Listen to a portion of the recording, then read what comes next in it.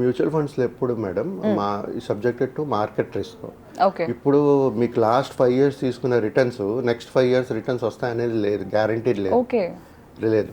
So మనం on average చూసుకుంటే calculation కూడా ఎలా చేసుకోవాలంటే మన ఇన్ఫ్లేషన్ ప్లస్ రియల్ జీడిపి 6.4 అంటే టోటల్ రెండు కలుపుకుంటే 6 లేకపోతే 5.4 6.4 అనుకున్నా ఒక 11-12% తీసుకుని మన గోల్ అనేది సెట్ చేసుకోవాలి. ఓకే.